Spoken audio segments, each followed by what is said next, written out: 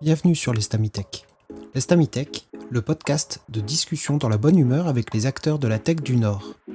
Je m'appelle Ludovic Bory et je vous accueille à ma table. C'est parti!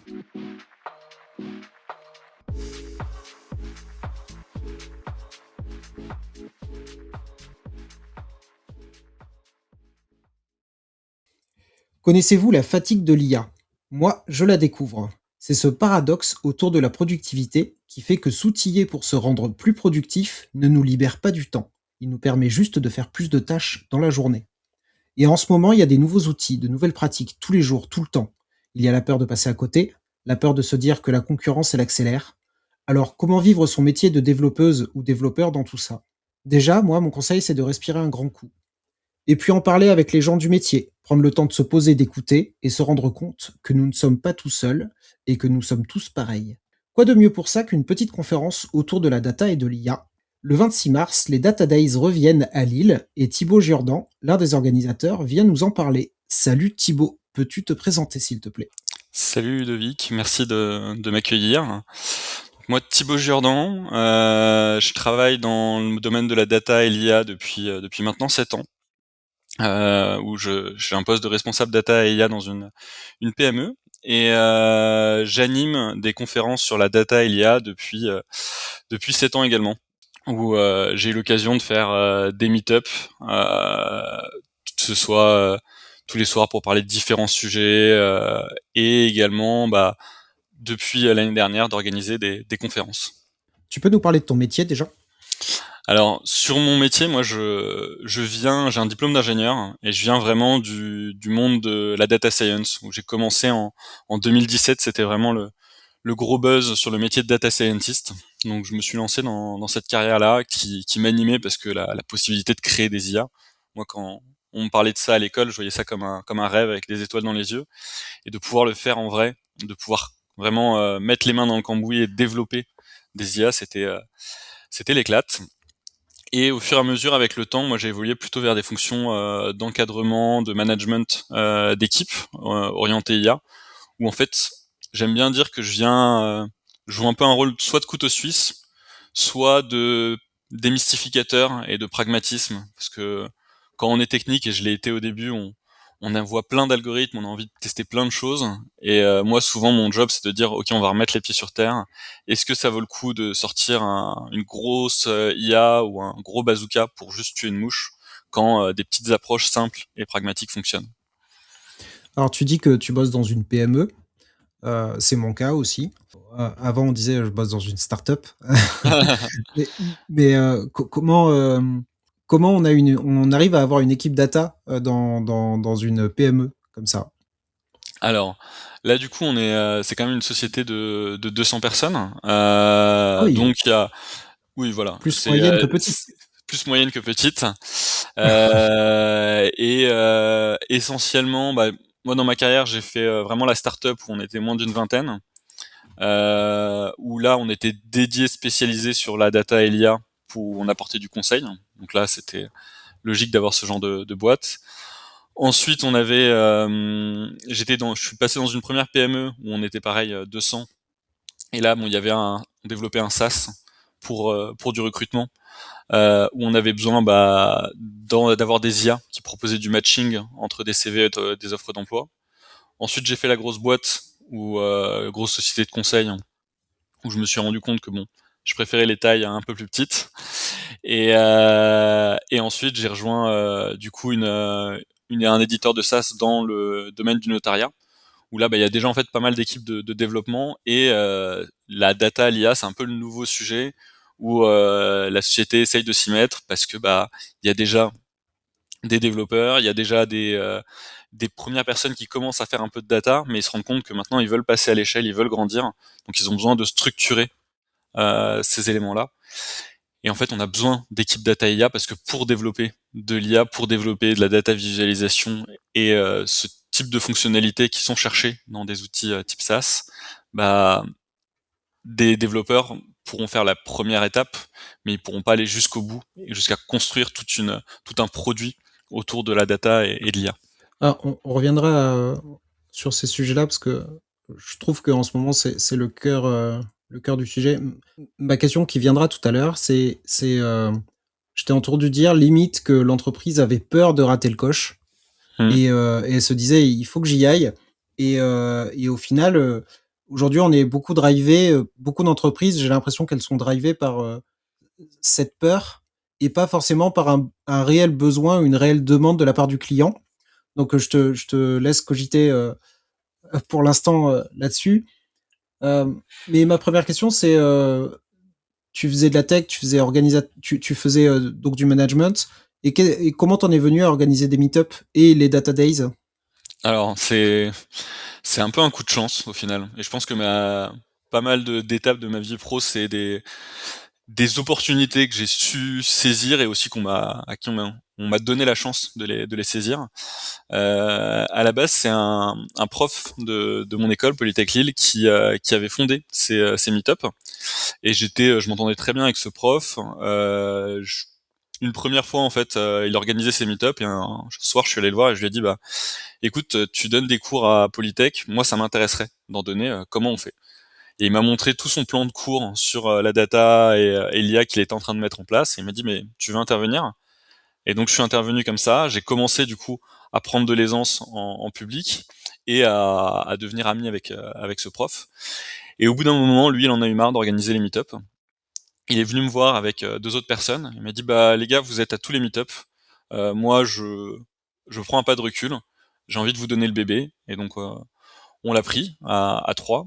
Et en fait, au début, on a commencé à l'organiser un petit peu, bah, parce que ça nous plaisait, parce qu'on aimait l'événement. Et j'ai souvenir qu'un jour on m'a posé la question, mais pourquoi vous faites ça? Et à l'époque j'avais pas su répondre sur pourquoi on faisait ça. On le faisait un peu parce que bah on avait cette opportunité et que bah on aimait bien l'événement, mais on s'était pas posé la question de qu'est-ce qui nous animait dans tout ça. Et je pense qu'avec la première édition des Data Days, j'ai vraiment eu la réponse de pourquoi je le faisais. En fait, je le fais pour le merci des gens. À la fin, les gens qui viennent nous dire merci pour les Data Days, pour l'organisation, etc., bah, ça fait tellement chaud au cœur, ça fait tellement du bien et ça donne du sens que, euh, que c'est vraiment quelque chose de moteur et qui est arrivé initialement beaucoup par chance. Data Days, donc là, c'est la combienième d'édition? Là, c'est la deuxième édition du coup. Pourquoi vous avez recommencé? Pourquoi vous êtes remis dans une telle galère une deuxième année? Pour le merci des gens et pour on a un peu le en fait les Data Days, hein, ça part d'une idée à la base de on est allé au DevLille où on a vu waouh, cet événement il est incroyable, les gens qui l'organisent, chapeau, on a adoré, mais on s'est tous les trois dit ça manque un peu de data et d'IA quand même. On aimerait bien la même chose, mais avec moins de Java et plus de data et d'IA. Et c'est de là qu'est partie l'idée. On l'a organisé, on a fait du coup un événement à 300 personnes. Et on s'est dit bah on veut aller plus loin. Imagine, on arrive à organiser au Kinépolis comme le DevLille le faisait. Et après on se dit mais imagine, on arrive un jour à organiser les Data Days à l'île Grand Palais comme le DevLille le fait. Et en fait c'est un petit peu par mimétisme, par goût du challenge qu'on s'est dit on a très envie d'y aller et de continuer et de grandir. Et c'est pour ça que là, on passe d'un événement de 300 personnes l'année dernière à un événement de 500 personnes. 500 personnes de prévues, d'accord. Il reste des places? Il reste des places. On va publier le programme d'ici une ou deux semaines, et c'est là où Oui. ça va vraiment s'accélérer. Ok. J'ai eu ouï dire que vous aviez déjà annoncé aux speakers qu'ils étaient acceptés ou pas acceptés, il me C'est semble. c'est ça. On a publié les mails avant-hier soir.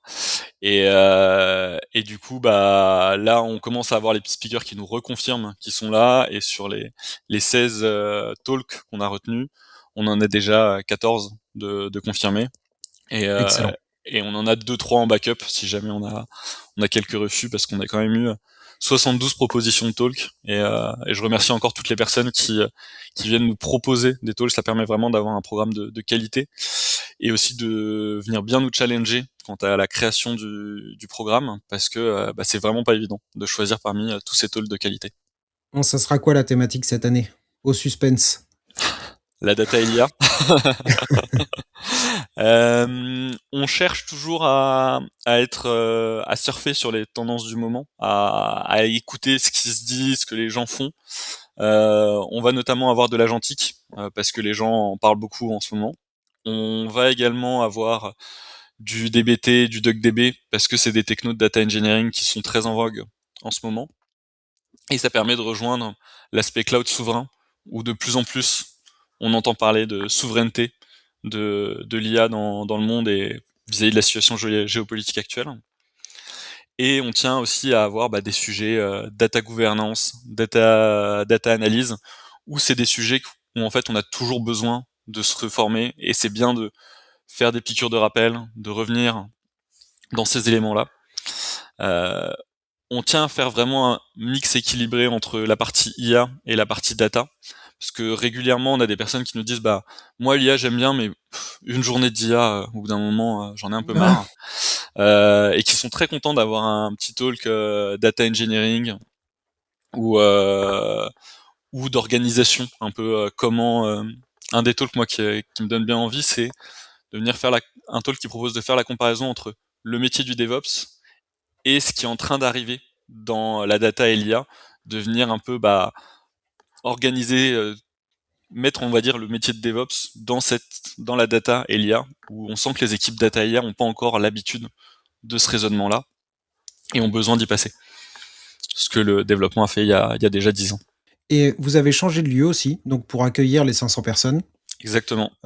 C'est au même endroit que Cloud Nord, il me semble. C'est ça, à l'Université catholique de Lille. Ok, donc avec des belles salles et bon, C'est ça. un On chouette ne lieu. sera pas exactement dans les mêmes salles. On a une disposition un petit peu différente où on va avoir une grande salle rien que pour nous avec les différents stands, le buffet qui sera servi là-bas. Et juste en dessous de cette grande salle, on aura deux salles de 280 places où il y aura du coup 2 conférences en parallèle tout du long. Excellent. Donc, comment, une question que j'ai envie de poser aujourd'hui aux organisateurs de conférences, c'est que quand on voit, la baisse de fréquentation, par exemple, de Stack Overflow, parce qu'on a l'impression d'avoir en permanence toutes les réponses dans la poche à toutes les questions et au final, on a de l'expertise dans la poche. Hem, à quel point est-ce que c'est difficile ou facile ou important d'aller en conférence et qu'est-ce que ça va nous apporter d'aller en conf encore aujourd'hui? Tu vas me dire, bah, l'humain et l'échange et tout ça, mais c'est quoi ta vision, toi, de l'avenir des conférences, au final? Mm. Bah, je vais parler même d'un exemple personnel en fait, où justement récemment j'ai dû me former à des technos, notamment DuckDB, pour mon travail. Et j'ai beaucoup utilisé l'IA pour venir voir ce qui était possible de faire, etc., réfléchir à ces éléments-là. Mais j'avais toujours le petit doute de si ça se trouve ChatGPT il est en train de me dire n'importe quoi, ou il est en train d'oublier un concept important, etc. Donc même si je l'ai bien challengé et que j'ai posé pas mal de questions, j'ai donné beaucoup de contexte, j'avais toujours ce petit doute qui était là, et de me dire si ça se trouve à un moment ça va mal se passer. Et de voir une conférence avec quelqu'un qui a dit moi je vous fais un vrai Rex, parce que nous nos conférences sont très orientées Rex, euh, de dire voilà la techno qu'on a mis en place, voilà les difficultés qu'on a rencontrées, et à la fin ça marche, mais il y a peut-être ces limites là, etc.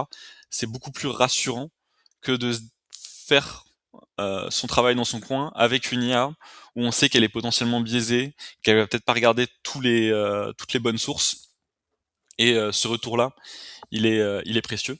Donc ça, c'est le premier point. Et le deuxième point, c'est ce que tu disais, hein.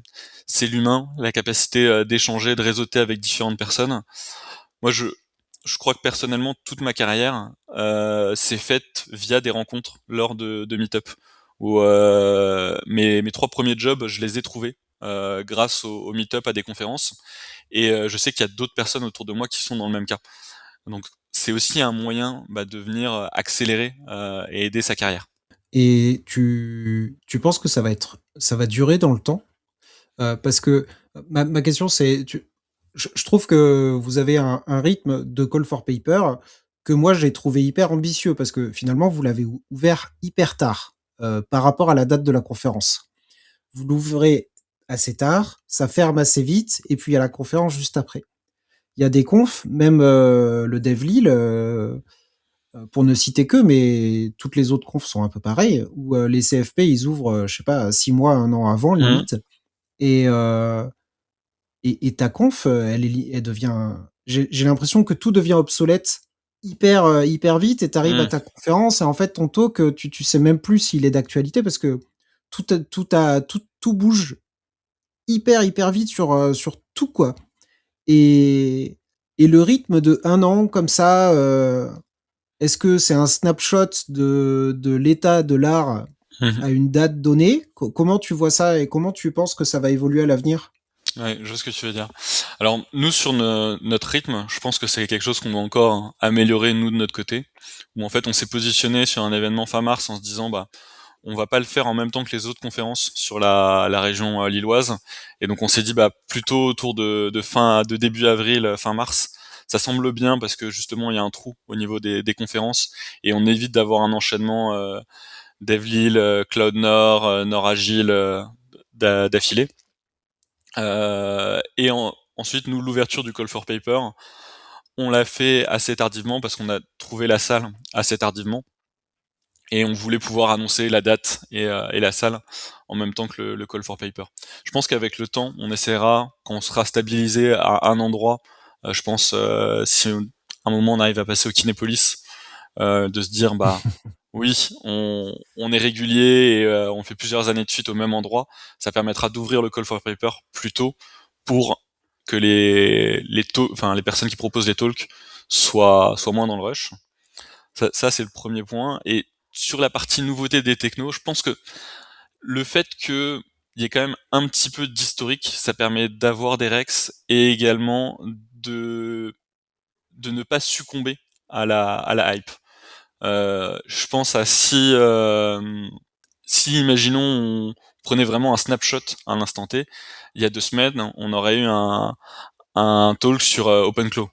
Mais parce que ça a fait beaucoup de buzz sur LinkedIn, tout le monde en a parlé. Mais est-ce que c'est si pertinent que ça de faire un talk sur une techno qui vient d'émerger, qui fait le buzz, mais qui derrière n'est pas du tout éprouvée en entreprise, où les gens n'ont pas un réel retour d'expérience dessus, n'ont pas pu se casser un peu les dents dessus, voir les limites de la techno. J'ai envie de dire, si on a un talk de 20 minutes de présentation, même d'une heure de présentation sur une techno, de dire bah moi j'ai fait un petit POC dans mon coin sur mon PC, voilà ce que ça donne, etc. Ça a moins d'intérêt que de dire bah on a fait un vrai projet, on l'a mis en place dans l'entreprise, voilà ce que ça a impacté niveau organisation, voilà ce que ça a impacté niveau sécurité, voilà comment on a dû former les gens, etc. De prendre dans l'ensemble, ça va plus loin que juste on a vu une techno et on se dit waouh, il faut y aller. Alors, c'est peut-être le moment de répondre à la question de tout à l'heure. Comment tu fais en entreprise aujourd'hui pour te driver par la réflexion et la pertinence, plutôt que te driver par la peur, parce que t'as juste peur de passer à côté de quelque chose. Alors, tu investis beaucoup parce que on t'a dit qu'il fallait investir beaucoup, quoi.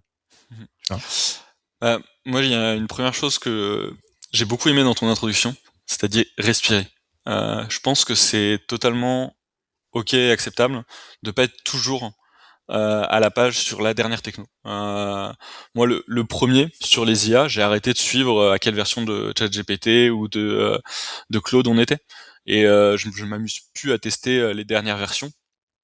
Je sais qu'elles sont de plus en plus performantes, de plus en plus pertinentes, et donc on va dire une fois tous les 6 mois, je me refais des tests moi un peu de mon côté, vraiment où je vais en profondeur, de me dire bon, là la techno elle a évolué à quel point, qu'est-ce que ça nous permet de faire, à quel niveau de confiance je vais avoir, et je teste et je me fais vraiment mon idée et je me dédie du temps à faire un petit peu cette veille et ce test, mais je vais pas le faire tous les mois parce que bah ce serait éprouvant de suivre, ce serait compliqué d'avoir les infos à chaque fois, et ça me donnerait pas assez de temps sur d'autres éléments. Donc il y a ça où j'essaie de me mettre à jour assez régulièrement enfin assez pas trop régulièrement, mais quand même on va dire tous les 6 mois. Et ensuite bah c'est de capitaliser sur les autres personnes. Moi, dans les équipes que j'encadre, c'est important qu'il y ait une phase de veille et de petite réflexion et de partage tech qu'on est entre nous, bah, si quelqu'un va à une conférence, voit une vidéo sympa, ou a testé, s'est pris le temps de tester une nouvelle techno parce que c'était pertinent sur son sujet, qu'il puisse le partager aux autres et que chacun n'ait pas besoin de faire cette veille, hein, dans son coin. Également, j'utilise pas mal LinkedIn pour voir les tendances, mais c'est vraiment, j'essaye le plus possible de m'appuyer sur les autres pour éviter de juste moi devoir faire ma veille moi-même. Nous, on en a parlé pas mal en interne et l'une des conclusions qu'on avait, c'est que c'est pas que un sujet tech. Tous les gens de ta boîte peuvent un peu s'emparer de ça.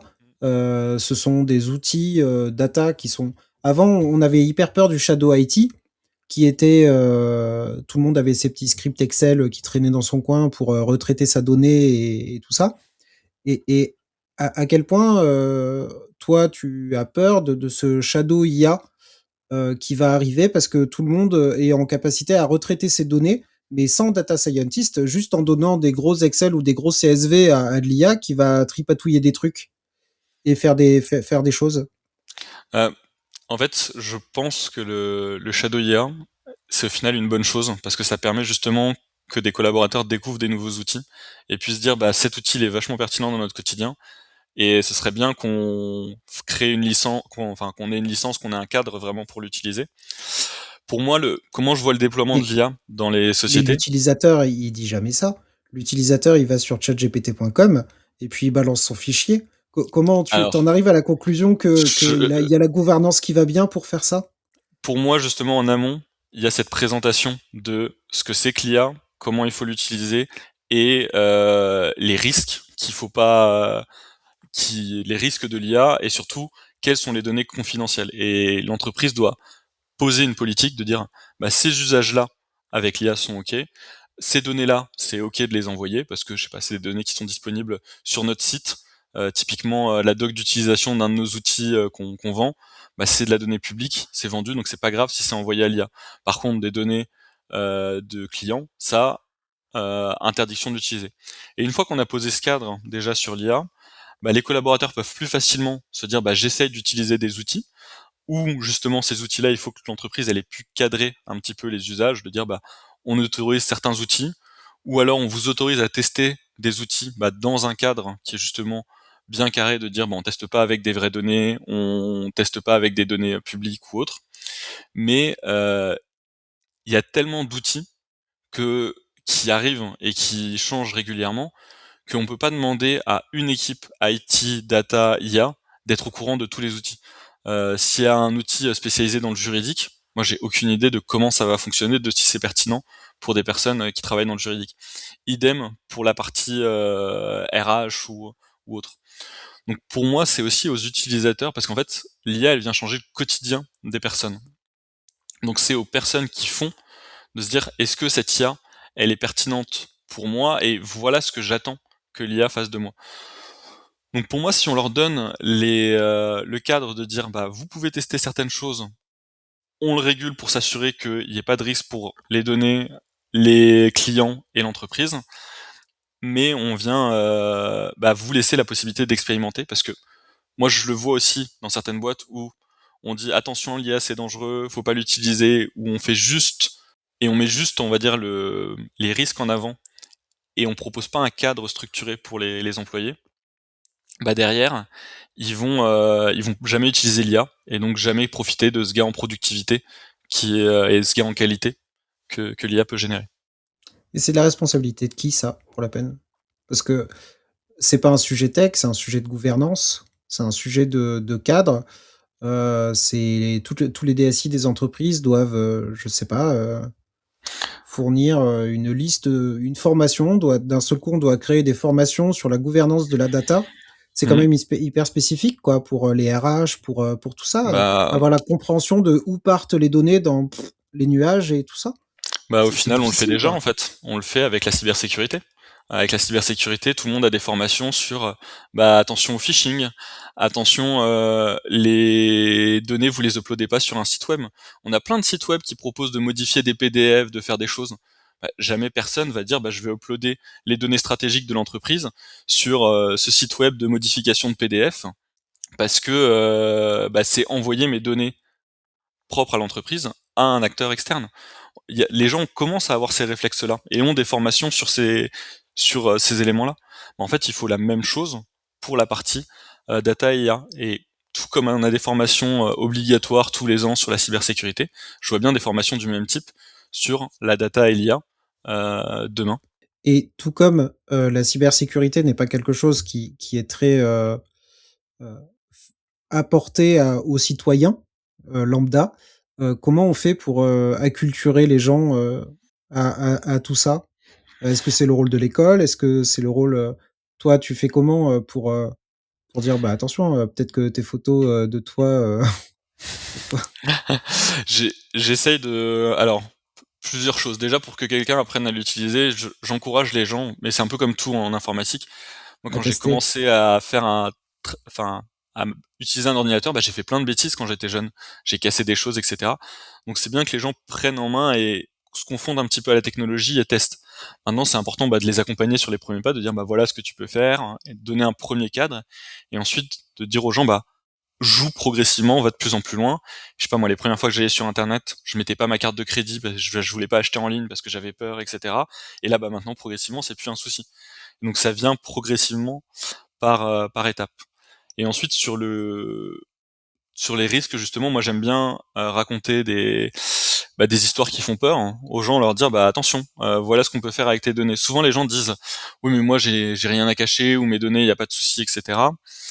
J'ai réalisé récemment qu'on peut donner n'importe quelle photo à ChatGPT et lui dire dis-moi où cette photo elle a été prise. Et je vous laisserai tester. Il répond avec une précision qui est très bluffante. Dès qu'il y a un élément un peu reconnaissable, j'avais pris une photo d'une des rues à Lille, l'avenue de la République, et la rue elle est quand même elle est un peu spéciale, mais ça ressemble juste à une grande rue. Il arrivait à me dire que j'étais à Lille. Euh, et ces éléments-là me font dire si demain il y a des photos comme ça des photos de nous qui traînent en ligne, qu'il y a quelqu'un qui veut nous stocker, nous harceler, il peut, juste avec nos photos et l'IA, retrouver où est-ce qu'on est, où est-ce qu'on habite, où est-ce qu'on a été en vacances. Donc, je raconte des histoires un peu qui font peur, hein, qui arrivent pas tout le temps, fort heureusement, mais aux personnes de leur dire, attention, ce que vous publiez en ligne, ce que vous partagez comme élément, c'est des données qui peuvent être réutilisées contre vous s'il y a des personnes qui ont des fins mal intentionnées. Tu as parlé, tout à l'heure de souveraineté dans le programme des Data Days. Comment est-ce que vous allez l'aborder? Alors, nous, on veut proposer justement des talks, de dire, au vu de la situation actuelle, de plus en plus de personnes se posent la question de sortir du cloud, de voir des solutions on-prem, de voir des solutions souveraines, ou bref, de trouver des alternatives aux clouders américains. Et c'est là où on veut proposer des solutions qui sont open source, qui peuvent être hébergées chez soi, quitte à ce que dans un premier temps ce soit toujours hébergé dans un cloud, mais de se dire j'ai la possibilité de sortir si jamais on sent qu'il y a un risque. Donc, vous avez choisi vos talks, pour donner cette proposition-là, quoi? Voilà, on a des talks sur du cloud, hein, parce que ça reste une demande, mais on a notamment un talk vraiment sur ce sujet-là, et je me demande si on en a pas un deuxième qui parle aussi de ces thématiques-là. Le DevLil a une ligne éditoriale qui est quand même, très marquée, Mhm. autour des libertés individuelles, autour de l'écologie, du et est-ce que pour toi, les organisateurs, de conférences, ils ont un espèce de devoir d'assumer une certaine politique, éditoriale, une ligne éditoriale, et c'est bien ou alors il faut juste faire, répondre à la demande? Comment vous le vivez vous chez Data Days? Mhm. Bah, nous, on est sur comme le DevLil, on est sur quelque chose d'associatif. Donc on fait ça parce que ça nous fait plaisir, parce que ça nous anime. Je pense que le jour où il faudra qu'on réponde à une demande spécifique, à des contraintes particulières, etc., c'est le jour où on voudra plus le faire. Moi, j'adore la ligne éditoriale du DevLil. Je trouve que c'est bien d'apporter ces éléments-là. Je pense qu'au Data Days, on n'est pas encore assez structuré et assez bien.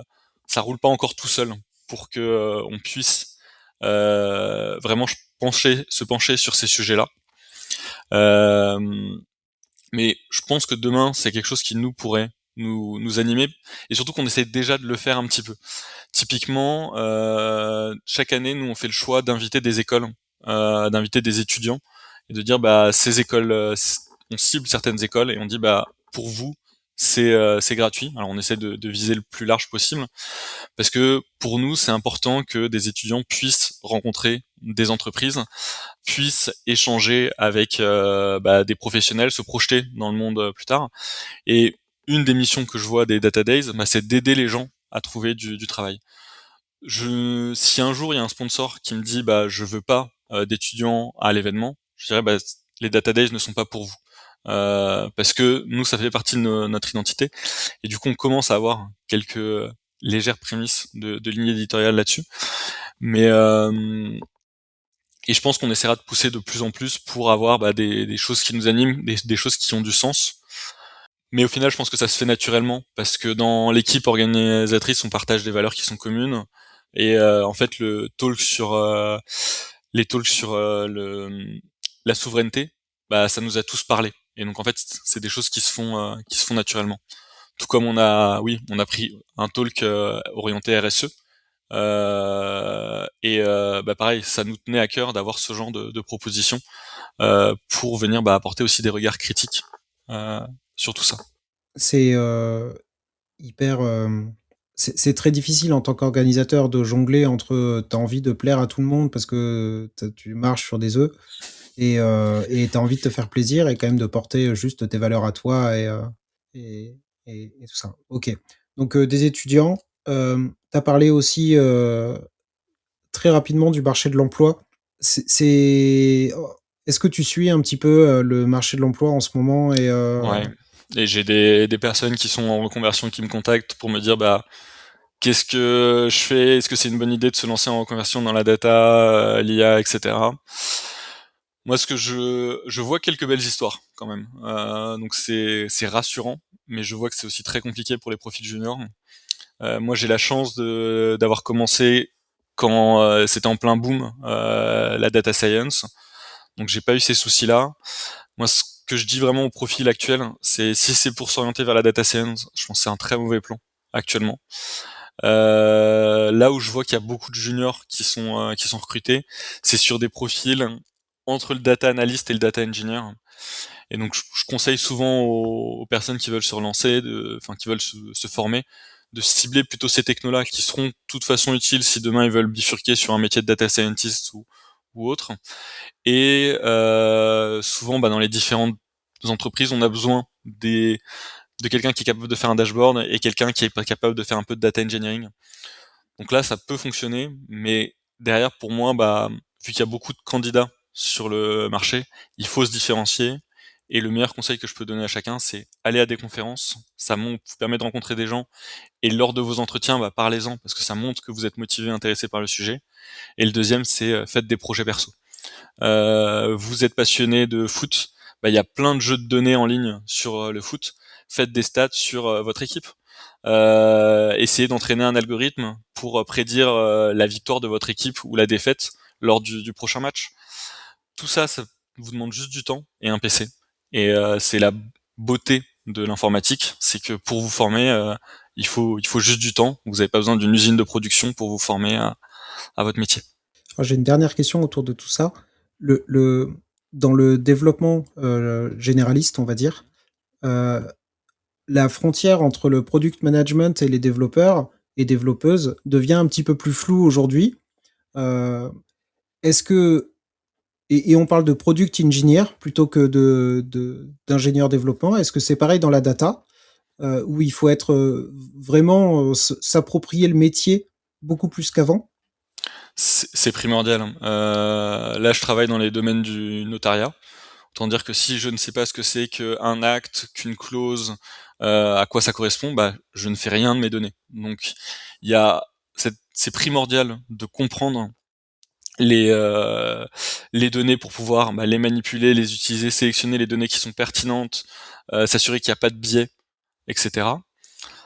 Ça, c'est le premier point. Et le deuxième point, c'est pour moi, quelqu'un qui travaille dans la data et l'IA, il doit quand même être assez autonome. Donc si son travail c'est juste d'écrire du code, bah sa valeur ajoutée elle est pas folle par rapport à justement un ChatGPT, un LLM, etc. Donc il se doit d'avoir une vue un peu d'ensemble et d'être capable de prendre certaines décisions et de dire, ben là, au vu de la fonctionnalité qu'on me demande, la bonne façon de faire, ce serait plutôt cette approche-là, parce que le métier s'attend plutôt à ce type de demande. Souvent, le métier, il a aussi un peu du mal à voir précisément ce qu'il veut, donc ça permet aussi d'orienter un peu la chose. Et pour moi, un data engineer, data analyst, il doit pas juste être technique, il doit aussi comprendre ce qui l'entoure. OK, donc pour toi, vraiment, on doit être de plus en plus, transverse et s'intéresser vraiment à tout, quoi. C'est Exact, l'évolution du métier, un petit peu partout. totalement. Surtout qu'avec l'IA maintenant, on code de plus en plus vite, et donc si on arrive à comprendre le métier, on peut passer plus de temps à, enfin, on va pouvoir coder plus vite et on a moins besoin d'être un expert technique que on l'était avant. Et est-ce qu'on a besoin d'être un expert métier? Je pense que souvent on mesure pas la complexité métier qu'il peut y avoir entre toutes les différentes instances.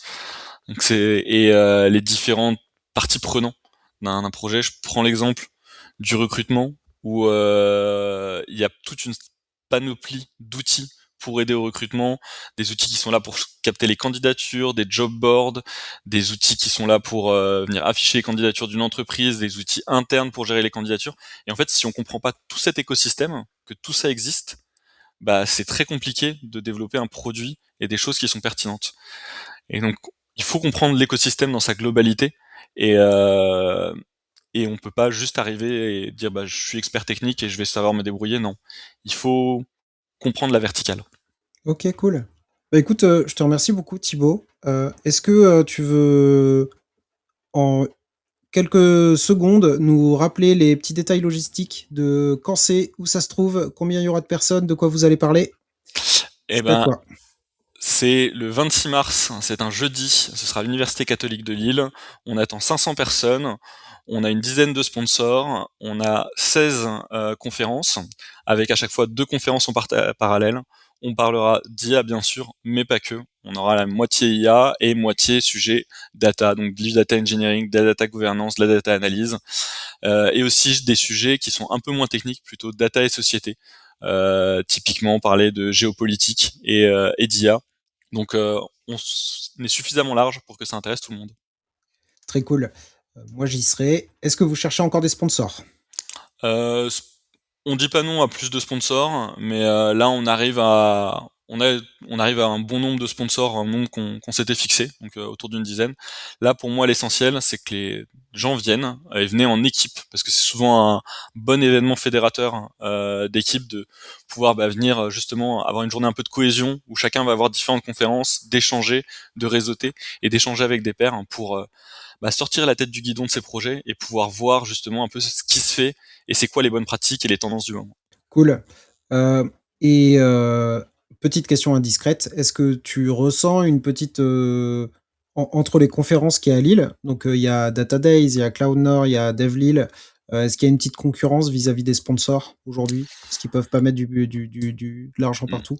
Non, alors je l'ai pas ressenti cette année. Je pense que on est des événements différents et du coup on va intéresser des entreprises différentes et surtout que on reste des conférences associatives qui sont sur des budgets raisonnables.